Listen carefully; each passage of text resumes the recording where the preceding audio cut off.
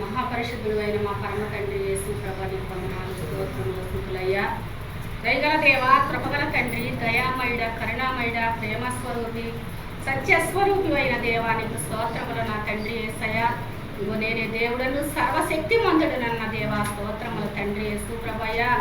అయా దీవించండి నాయన, ఆస్వాదించి నీ రెక్కల నీడలో భద్రపరిచి నా ప్రభా అయా ప్రయాసపడి భారం మోసుకునే సమస్తమైన జనములార నా యొద్దకు రండి, నేను మీకు విశ్రాంతినిస్తానన్న తండ్రి స్తోత్రములు వందనాలు దేవా యేసు ప్రభయ్యా. నశించిపోయేవారిని అయా ఎత్తికి రక్షించడానికి లోకానికి వచ్చిన దేవుడవు గనక స్వామి యేసయ్యా. మా తండ్రి నాయన ఆరాధన పడుగున నీవు నడిపించిన దేవుడు యేసయ్యా, నీకు స్తోత్రములు తండ్రి. అయ్యా ఇదిగో వాక్యముతో మాతో అందరితో నీవు మాట్లాడు దేవా యేసు ప్రభా. అయ్యా ఈ వాక్య భాగములో నుంచి నాయన యేసయ్యా నీవు మాతో తండ్రి యేసు ప్రభ మాట్లాడి నాయన మమ్మల్ని బలపరుస్తావని తండ్రి, ఆదరణ లేని వారికి ఆదరణ కలిగిస్తావని దేవా యేసు ప్రభ. అయ్యా నీ కృప చూపిస్తావని నమ్ముతూ నా ప్రభ నీకు అప్పగించుకుంటూ సమర్పించుకుంటూ దేవా అయ్యా నిలబడేది నీవు, మాట్లాడేది నేను అన్న తండ్రి యేసయ్యా. అయ్యా మాతో ఉండి మాలో ఉండి తండ్రి యేసు ప్రభ. అయ్యా ఈ ప్రార్థన ఆలకించి తండ్రి గారిని పరిశుద్ధుల దేవదూతల నిరవధనలు పెద్దలు ఉంచమని మా కోసం ఈ లోకానికి వచ్చి వేసిన యేసు క్రీస్తు నామం నడుచున్నాను పరమ తండ్రి. మరణాత మరి దేవుని యొక్క వాక్య భాగంలో చదువుకుందాం అన్నమాట. దానియేలు గ్రంథము 6వ అధ్యాయము మరి 9వ వచనం కాడి నుంచి చదువుకున్నాము. కాక రాజగు దర్యావేషు శాసనము రాయించి సంతకము చేయించెను. ఇట్టి శాసనము సంతకము చేయించవల్లని దానియేలు తెలుసుకునేను. అతడు తన ఇంటికి వెళ్ళి యథాప్రకారముగా అనుదినము ముమ్మారు మరి మోకాళ్ళుని తన ఇంటి పైగది కిటికీలు యెరూషలేము తట్టునకు తెరవబడి ఉండగా తన దేవునికి ప్రార్థన చేయుచు ఆయనను స్తుతించుచు వచ్చెను. ఆమేన్. దేవా యెహోవా స్తుతి పాత్రుండ పరిశుద్ధాలయ పరమ నివాస. దేవా యెహోవా తంతి వాచ పిల్లన గ్రోవి మ్రోగెడు తాళము గంభీర ధ్వని గల తాళములాతో గంభీర ధ్వని గల తాళములాతో గనుడగు దేవుని కీర్తించును రారే. గనుడగు దేవుని కీర్తించును రారే. దేవా యెహోవా స్తుతి పాత్రుండ పరిశుద్ధాలయ పరమ నివాస. దేవా యెహోవా. హల్లెలూయా. మరి దేవుని యొక్క వాక్య భాగములో నుంచి దానియేలు గారు రాసిన గ్రంథము 6వ అధ్యాయము 9వ వచనం అన్నమాట. మరి రాజగు దర్యావేషు అంట శాసనములు రాయించి సంతకము చేయించాడు. ఎందుకంటే మరి ఆయన మరి ప్రార్థన ఏ దేవుడికి కూడా మొక్కకూడదు, ఎవరిని కూడా మరి స్తుతించకూడదని మరి ఆ గ్రామంలో ఉన్న దేశంలో ఉన్న ఎవ్వరు కూడా ఏమీ కూడా చేయకూడదు అని మరి రాయించాడనమాట ఆయన. అప్పుడు ఏం చేస్తున్నాడంటే దానియేలు గారు మరి లేచి అతడు తన ఇంటికి వెళ్ళిపోయి మరి యథాప్రకారముగా అనుదినము కూడా ఆయన ఏం చేస్తున్నాడు, ముమ్మార్లు మరి మోకాళ్ళుని దేవుని తన ఇంటి పైగది కిటికీలు యెరూషలేము తట్టునకు తెరవబడి ఉండగా తన దేవునికి ప్రార్థన చేయించు ఆయనను స్తుతించుచు ఉన్నాడనమాట. మరి ఏం చేస్తున్నాడంటే ఈయన మరి రాజుగారు ఒక ఆజ్ఞాపించాడనమాట. ఏమని? మరి నీవు స్తుతించకూడదు, కనపరచకూడదు, ప్రార్థన చేయకూడదని. మరి అందరూ కూడా వెళ్ళి ఏం చెప్తున్నారంటే రాజుగారికి మరి దానియేలు గారు ప్రార్థన చేయించు ఉన్నాడని చెప్పినప్పుడు మరి ఆయన వచ్చి ఏం చేస్తున్నాడంటే మరి రాజుగారి మాట వినకోకుండా మరి ఏం చేస్తున్నాడంటే రోజుకి ముమ్మార్లు ఎట్లా చేస్తున్నాడంటే మోకాళ్ళుని దేవుడికి ప్రార్థన మరి స్తుతి జ్ఞానములు కూడా ఆయన మరి చేసినట్టుగా మరి దేవుని యొక్క వాక్య భాగంలో మరి మనం చూస్తున్నాం అన్నమాట. మరి ఏం చేస్తున్నాడు, ఎన్ని చేసినా ఈయన మరి ఏ ఆజ్ఞాపించినా కూడా మరి ఆయన దేవుని యొక్క మాటని మరి తిరస్కరించుకోకుండా మరి దేవుడి పైనే ఆనుకుని ఆయన ఏం చేస్తున్నాడంటే మరి దేవుడికి ప్రార్థన మరి చేయించు ఉన్నాడు. మరి మనమైతే ఏం చేస్తామంటే మరి భయపడో లేకపోతే మరి ఇంకోటో చేసి మరి మనం దేవుడిని మర్చిపోతాం అన్నమాట. మరి ఈ లోకంలో మనుషుల ఆజ్ఞ కాదు, కానీ ఈయన ఏమనుకున్నాడు దానియేలు గారు, దేవుని యందు భయభక్తులు కలిగి ఆయన దేవుని యొక్క మాటల్లో మరి నేను వినాలి, దేవుని యొక్క బాటలో నేను నడవాలి, ఆయన ఆజ్ఞలకు నేను శిరసా వహించాలి అని మరి దినానికి 3 సార్లు కూడా దేవుడికి మరి ఆయన ప్రార్థన చేస్తున్నాడు అనమాట. హల్లెలూయా. మరి ఇదే వాక్యంలో 16వ వచనంలో అంతటా రాజు మరి ప్రార్థన చేయించి ఉండగా ఏం చేస్తున్నాడంటే రాజుగారు వచ్చి మరి ఆజ్ఞయ్యగా బంట్రోతులంట మరి దానియేలుని పట్టుకుని పోయి ఎక్కడెత్తన్నారు, సింహాల బోన్లో పడవేసిరి. ఏం చెప్పారంటే ఈ బంట్రోతులు వెళ్ళి మరి రాజా నీవు ఆజ్ఞాపించిన ఆజ్ఞ సప్పున ఆయన నడవకోకుండా మరి దేవుడికి ప్రార్థన చేయించున్నాడయ్యా అని చెప్పినప్పుడు మరి రాజుగారు చెప్తున్నాడు అనమాట బంట్రోతులతో, దానియేలును పట్టుకుని పోయి ఎక్కడేయమంటున్నాడు, సింహాల బోన్లో మరి వేయమంటున్నాడు అనమాట. మరి అప్పుడు వాళ్ళు తీసుకుని వెళ్ళి సింహాల బోన్లో పడవేసిరి. పడవేయగానే రాజంట నీవు అనుదినము తప్పక సేవించుచు ఉన్న నీ దేవుడే నిన్ను రక్షించునని దానియేలుతో చెప్తున్నాడు అనమాట. హల్లెలూయా. మరి ఇక్కడ ఏం చెప్తున్నాడు, అనుదినము సేవించే నీ దేవుడే మరి నిన్ను రక్షిస్తాడని మరి దానియేలు గారితో మళ్ళా చెప్పుచున్నాడు అనమాట ఆయన. మరి ఇక్కడ దేవుడు గొప్ప దేవుడు, ఆయన రక్షించగలుగుతాడు మరి అని ఈయన కూడా ఏమంటున్నాడు రాజుగారు, నిన్ను ఆ దేవుడే అనుదినము నువ్వు సేవించే నీ దేవుడే నిన్ను రక్షిస్తాడు అని మరి రాజుగారు చెప్పుచున్నాడు అనమాట. మరి పడవేయగానే ద్వారము వేసి దాన్ని మూసివేసిరి. ఎక్కడ వేసి, సింహాల గృహలో వేసంట మరి ఆ ద్వారాన్ని మూసివేశారు.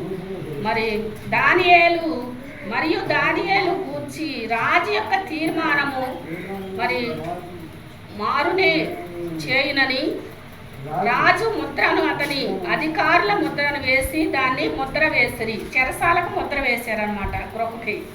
అంతటా రాజు అంట తన నగరకు వెళ్ళిపోయాడు. ఆ రాత్రి అంతా కూడా ఉపవాసం ఉండి నాట్యము వాయిద్యములను జరగనీయలేదు రాజు. మరి అతనికంట ఏమైంది, నిద్ర పట్టకపోయాను. ఎందుకని నిద్ర పట్ల, మరి దానియేలుని సింహాల బోన్లో వేశాను కదా, మరి ఏం చేస్తున్నాయో ఆ సింహాలని రాజుగారి కంట తెల్లవార్లు కూడా మరి నిద్ర పట్టలేదనమాట. తెల్లవారుజామున రాజు ఏగ్రమే లేచి ఎక్కడికి వచ్చాడు, సింహాల గృహ దగ్గరకు మరి త్వరపడి పోయాడనమాట. ఆయన త్వరగా వచ్చాడు తెల్లవారేటప్పటికి. మరి యొక్క దానియేలు ఉన్నాడో లేదో చూద్దామనుకుని ఆయన ఏం చేస్తున్నాడంటే మరి పరుగున వచ్చేసాడనమాట. ఎక్కడికి వచ్చాడు, సింహాల గృహ దగ్గరికి వచ్చాడు. అతడు ఆ గృహ దగ్గరికి రాగానే మరి ఎట్లా దుఃఖ స్వరమతో పిలుస్తున్నాడంటే ఆయనకు కూడా దుఃఖం వచ్చిందనమాట. రాజుగారికి కూడా ఏమొచ్చింది, దానియేలు గారు ఏమైపోయాడో, సింహాలు మరి ఆయన తినివేసినాయేమో అని మరి ఏం చేస్తున్నాడంటే దుఃఖ స్వరమతో దానియేలుని మరి పిలిచి ఏం చేస్తున్నాడు, జీవము గల దేవుని సేవకుడైన దానియేలు. హల్లెలూయా. మరి దేవుడు ఏ దేవుడు అంట, మన దేవుడు, మనం నమ్ముకున్న దేవుడు ఏం దేవుడు అని అడిగిన రాజుగారు జీవము గల దేవుడైన సేవకుడైన దానియేలు అని పిలుస్తున్నాడు అనమాట. మరి మన దేవుడు నిజమే, ఆయన జీవము గల దేవుడు. మరి ఆయన యొక్క జీవాన్ని పోసి మనల్ని మరి పూని బ్రతికించగలడో, పునరుద్ధానముతో మనల్ని బ్రతికించగలడో దేవుడు. ఇక్కడ రాజుగారే మరి నీ జీవము గల దేవుడు సేవకుడైన దానియేలు అని పిలుస్తూ ఉన్నాడు. నిత్యము నీవు సేవించుచున్న నీ దేవుడే నిన్ను రక్షించెను రక్షించగలిగినా అంటున్నాడు. ఇక్కడ ఏమంటున్నాడు? అనుదినము కూడా నీవు చేయించుచున్న నీ దేవుడే నిన్ను రక్షించాడా అని మరి ఇక్కడ అడుగుతున్నాడు అని అతనిని అడిగాడనమాట. మరి అందుకు దానియేలు, రాజు చిరకాలము జీవించునుగాక, నేను నా దేవుని దృష్టికి నిర్దోషిగా కనబడితిని కనుక ఆయన తన దూతను పంపించి సింహాలు నాకు హానియు చేయకుండా వాటి నోళ్ళు మూయించెను. హల్లెలూయా.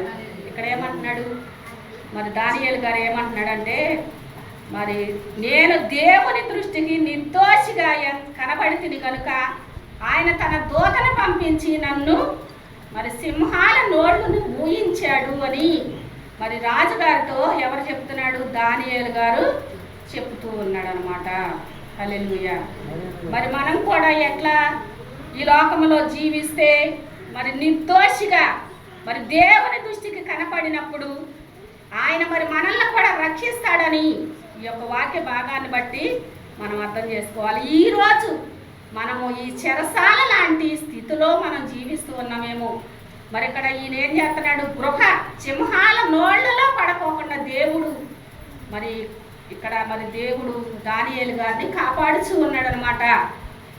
మరి కీర్తనాకారుడు కూడా కీర్తన గ్రంథంలో ఒక మాట అంటాడు. ఆయన ఏమని? మనుషులంట మన పైకి లేచినప్పుడు, దేవా నీ కృప మా పైన లేకపోతే మరి ప్రాణముతోనే మమ్మల్ని మింగివేస్తారయ్యా అని మరి దేవుని యొక్క వాక్య భాగంలో ఉంటుంది. ఇక్కడ మరి ఎవరి కృప ఉందే మరి ఈయనకి, దానియేలు గారికి? దేవుని యొక్క కృప, ఆయన యొక్క దయ, మరి నిర్దోషిగా మరి దేవుడు దృష్టిలో ఈ దానియేలు గారు కనపడమంటే మరి దేవుడు సింహాల నోళ్ళని కట్టించాడు అనమాట. హల్లెలూయా. మరి లోకంలో సాతానులు కూడా ఏం చేస్తాయి అంటే సింహముల వలె మరి నోరు తెలుసుకుని ఎవరిని మింగుదనా అని ఈ లోకంలో తిరుగులాడించుకుంటాయి అనమాట.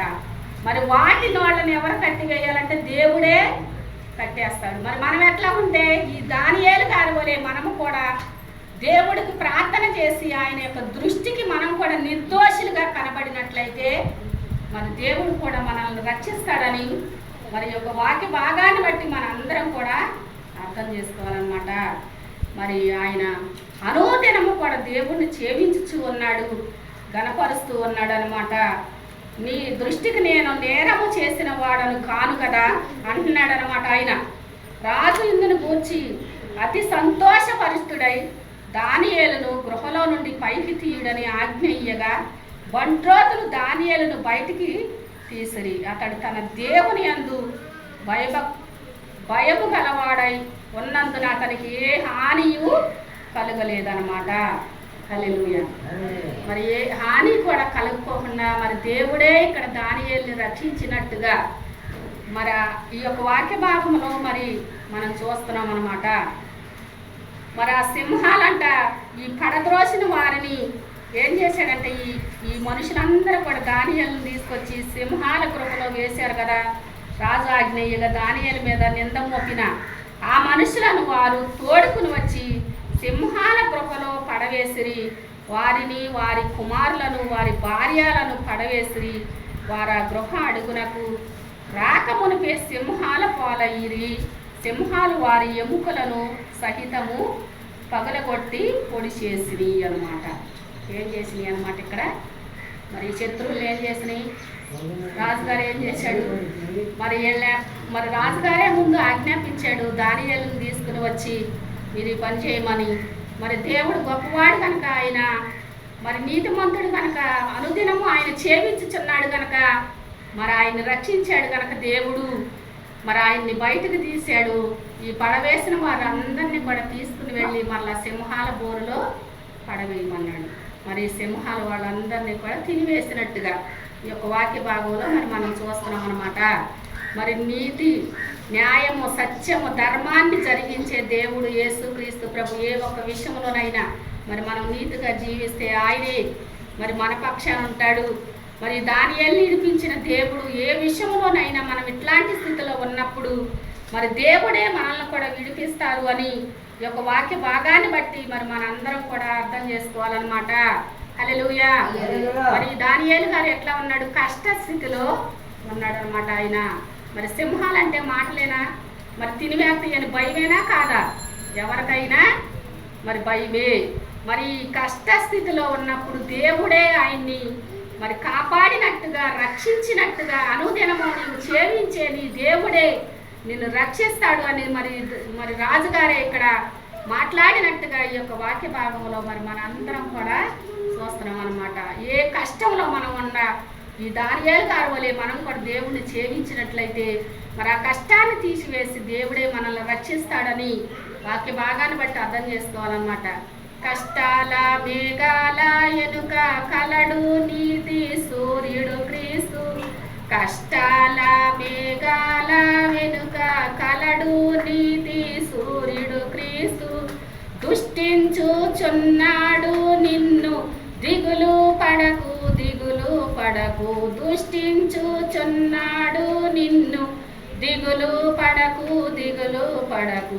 ఏకాంత స్థలము కోరుము, దేవుని ప్రార్థింప. ఏకాంత స్థలము చేరుము, ఏకాంత స్థలము చేరి మోకాళ్ళ మీద నుండి. ఏకాంత స్థలము చేరి మోకాళ్ళ మీద నుండి. లోకాశలన్మదికి రాకుండా చూచుకొనుము, లోకాశలన్మదికి రాకుండా చూచుకొనుము. ఏకాంత స్థలము కోరుము, దేవుని ప్రార్థింప. ఏకాంత స్థలము చేరుము. హల్లెలూయా. మరి రెండవదిగా కీర్తనల గ్రంథము 30వ అధ్యాయము మొదటి నుంచి. యెహోవా నా శత్రువులను నా విషయమై ఎంతో సంతోషింపనీయక నీవు నన్ను ఆదరించి ఉన్నావు, అందుకై నేను నిన్ను కొనియాడుచు ఉన్నాను. యెహోవా నా దేవా, నేను నీకు మొర్రపెట్టగా నీవు నన్ను స్వస్థపరిచితివి. యెహోవా, పాతాళములో నుండి నా ప్రాణమును లేవదీసితివి. నేను గోతులోకి దిగకుండా నీవు నన్ను బ్రతికించితివి. యెహోవా భక్తులారా, ఆయనను కీర్తించుడి. ఆయన పరిశుద్ధమైన జ్ఞాపకార్థ నామమును బట్టి ఆయనను స్తుతించుడి. హల్లెలూయా. చాలు. ఇక్కడ ఏమంటున్నాడు కీర్తనకారుడు?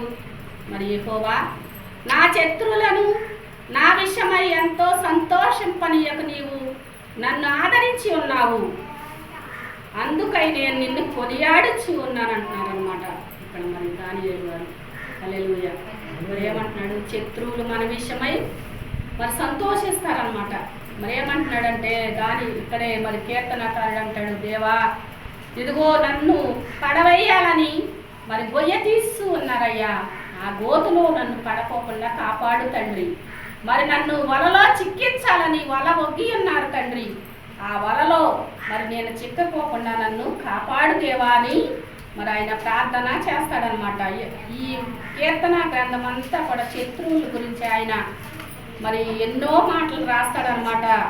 మరి యొక్క వాక్య భాగంలో ఆయన అంటున్నాడు, యెహోవా నా శత్రువుల నా విషయమై సంతోషింపనీయక నీవు నన్ను మరి ఆదరించి ఉన్నావయ్యా అని మరి దేవుణ్ణి ఇక్కడ అడుగుచూ ఉన్నాడు. నేను నీకు మొర్రపెట్టగా నీవు నన్ను స్వస్థపరిచితివి.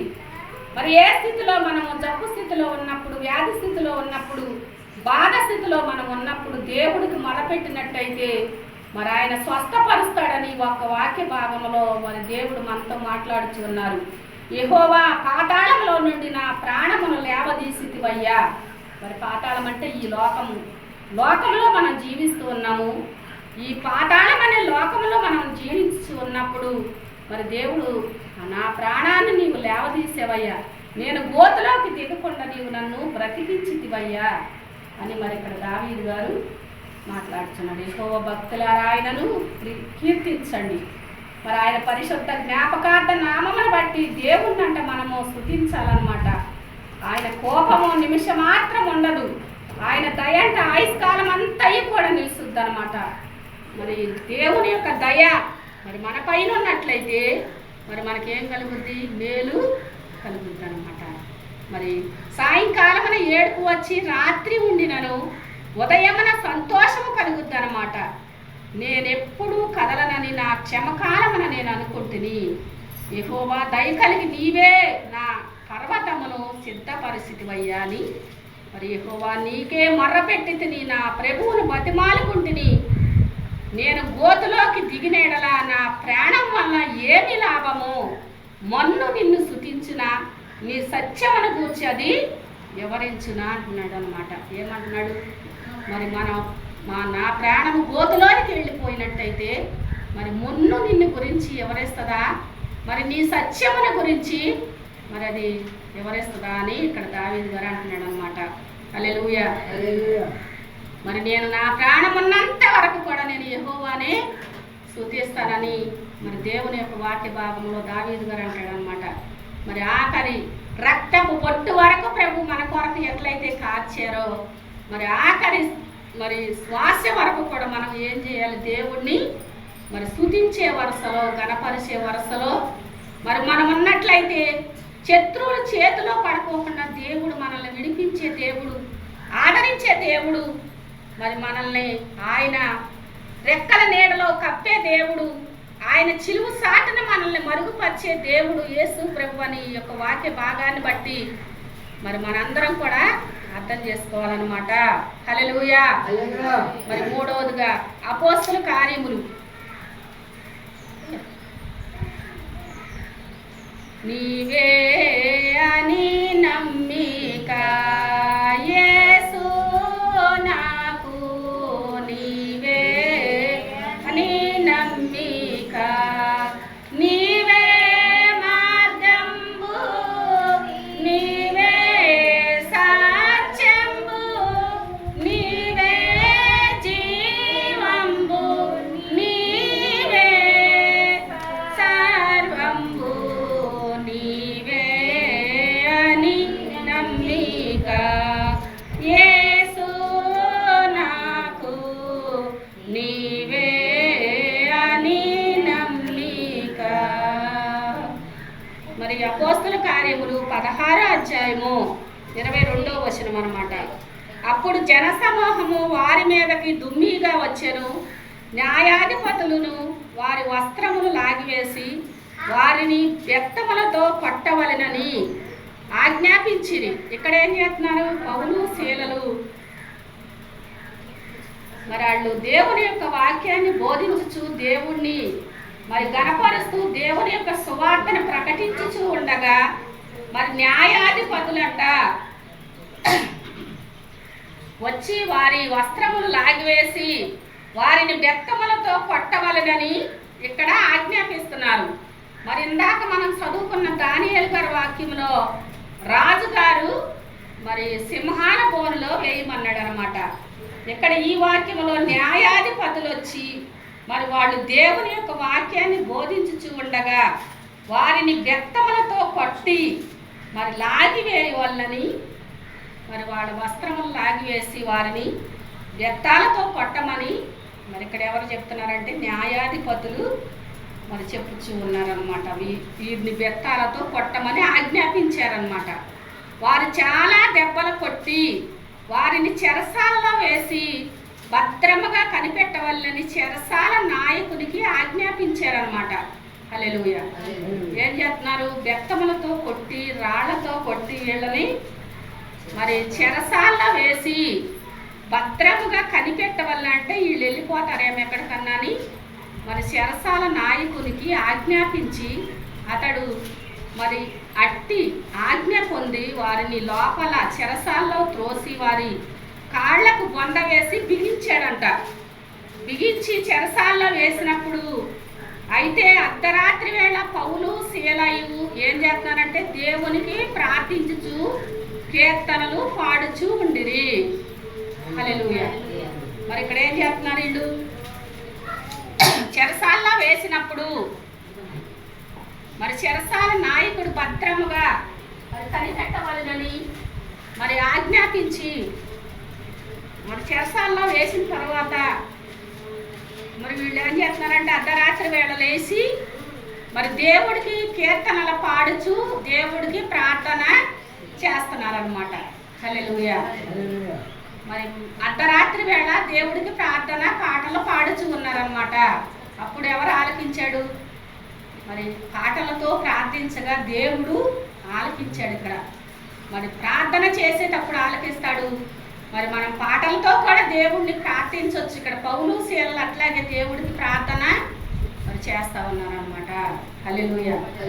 మరి ఎప్పుడైతే ప్రార్థన చేశారో మరి చెరసాల పునాదులు మరి కదిలినట్టుగా దేవుని యొక్క వాక్య భాగంలో చెరసాలలో నుంచి వీళ్ళు విడిపించబడినట్లుగా మరి యొక్క వాక్య భాగంలో కూడా మరి మనం చూస్తున్నాం అనమాట. మరి ఇక్కడ దేవుడు పని చేస్తుంటే మరి వాళ్ళకి నచ్చగా వీళ్ళని తీసుకొచ్చి చెరసాలలో వేసినట్టుగా మరి యొక్క వాక్య భాగంలో మరి మనం చూస్తున్నాం అనమాట. మరి దేవుణ్ణి చేవించిన మరి నచ్చకపోయిన ఈ లోకములో మరి ఎవరికి నచ్చాలంటే దేవుడికి నచ్చాలి. వీళ్ళు ఎన్ని దెబ్బలు కొట్టినా ఏమన్నారంటే మేము దేవుణ్ణి చేవించట మరి మానమన్నారనమాట వాళ్ళు.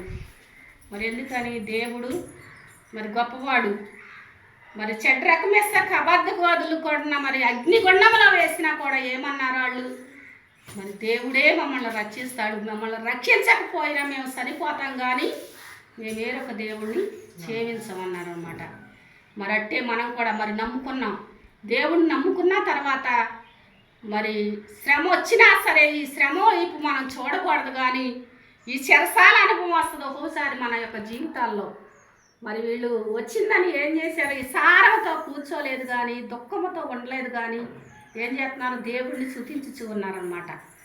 మరి ఎట్లాంటి అనుభవంలో మనం ఉన్నప్పుడు కూడా మనం తప్పిపోకూడదు. గాలికి చెదరగొట్టే పొట్టు వలె మనం ఎవరం కూడా ఉండకూడదు. ఎట్లా ఉండాలి? మరి అనుదినము చేవించే మరి దేవుడు సేవకుడు అయిన దానియేలు అని ఎట్లయితే పిలుస్తూ ఉన్నాడో మనం అనుదినము కూడా శ్రమలో దేవుడిని స్తుతించాలి, గణపరచాలి. హల్లెలూయా. మరి యొక్క వాక్య భాగాన్ని మనం అర్థం చేసుకోవాలన్నమాట. మరి ప్రవక్తలైన వారికి కూడా ఎన్నో కష్టాలు వచ్చినాయి, అయినా సరే దేవుడిని ఎక్కడ వదిలిపెట్టినట్టు ఎక్కడ మరి బైబుల్ గ్రంథంలో లేదు. మరి దేవుణ్ణి స్తుతించారు, వాళ్ళు గణపరిచారు, దేవుడి గురించి మరి సువార్తను ప్రకటించారు. వాళ్ళ ప్రాణం ఉన్నంత వరకు కూడా దేవుడితో మరి చేవించారనమాట. దేవుణ్ణి చేవించి మరి దేవుడితో నడిచినట్లుగా ఆయన యొక్క సన్నిధానంలో వాళ్ళు నిలిచినట్లుగా మరి యొక్క వాక్య భాగంలో మరి మన అందరం కూడా చూస్తున్నాం. ఇట్టి ధన్యత, ఇట్టి కృప ప్రభు మనందరికీ దయచేయునుగాక. శ్రమ కాలంలో మనం జీవించినప్పుడు ఆ శ్రమను ప్రభువే తీసివేసి మన యొక్క మార్గాలను ప్రభువే సిద్ధపరుసునుగాక. ప్రభు యొక్క ధైర్యము, ఆయన యొక్క కృప మన పైన నిలుసునుగాక. దేవుని యొక్క ఆత్మచేత ప్రభు మనల్ని నడిపించునుగాక. ఎన్న వాక్యాన్ని ప్రభు మన యొక్క హృదయంలో భద్రపరచునుగాక. మరి చిన్న ప్రార్థన చేసుకున్నాం. మహాపరిశుద్ధుడు అయిన మా పరమ తండ్రి యేసు ప్రభా, నీకు వందనాలయ్యా. ఎన్న వాక్యాన్ని అయ్యా ప్రతి హృదయంలో భద్రపరచు నాయన యేసు ప్రభా తండ్రి. అయ్యా వాక్యమే నాయన నీవై ఉన్నావు దేవా. యేసయ్యా నీకు స్తోత్రములు. ఎంతమంది బిడ్డలు తండ్రి యేసయ్యా కన్నీళ్లు కారుస్తూ ఉన్నారో అయ్యా, ఎంతమంది ప్రభు ఆదరణ లేక ఉన్నారో దేవా యేసయ్యా. అయ్యా నా బ్రతికింతేనా అని తండ్రి అనుకుంటున్నారేమో తండ్రి. అయ్యా కష్టస్థితిలో ఉన్నప్పుడు నాయన నీకు మర పెడితే అయ్యా నీవు నాయన బాగు చేసే దేవుడు యేసయ్యా. అయ్యా నీవే కృప చూపించమని దేవా. అయ్యా చూచే ప్రతి బిడ్డనే కూడా, ఇనే ప్రతి బిడ్డనే కూడా తండ్రి యేసయ్యా నీవే దీవించమని అడుగుచు ఉన్నాం నాయన. పరిశుద్ధాత్ముడయ్యా ఇదిగో తండ్రి అయ్యా దానియేలు గారు సింహపు గోల్లో ఉన్నప్పుడు నిన్ను స్తుతించినప్పుడు నాయన అయ్యా సింహాల నోళ్ళని కట్టివేసిన దేవా యేసు ప్రభయ్య. అయ్యా ఈ లోకంలో ఉన్న అయ్యా తండ్రి సింహాల లాంటి సాతాను నాయన తండ్రి అయ్యా ముసుగులో ఉన్నారేమో అయ్యా, వాటి చేతుల్లో చిక్కబడి ఉన్నారేమో బిడ్డల తండ్రి యేసయ్యా. అయ్యా అట్టి వారిని దర్శించు నాయన. అయ్యా నీ విడిపించు దేవా యేసు ప్రభా. వాటి నోట్లో అందకుండా తండ్రి బిడ్డలను కాపాడమని రక్షించమని అడుగుచు ఉన్నాం నాయన. యేసయ్యా నీకు స్తోత్రములు తండ్రి. వందన మరణాతలు నీకే సమర్పిస్తూ నాయన కొడిన మమ్మల్ని నీకు అప్పగించుకుంటూ తండ్రి యేసయ్యా. అయ్యా మీరే నాయన సదా తోడై మమ్మల్ని నడిపించమని దేవా. ఈ ప్రార్థన పరలోక రాజ్యము చేర్చుకుని పరలోకపు దీవిన ఆశీర్వాదం అందించి నీ కృప మాకు తోడై ఉంచమని పునరుద్ధానుడవై లేచిన యేసు క్రీస్తు నామమున అడుగుచున్నాను పరమ తండ్రి. మరణాత సాక్ష్యమిచ్చేదా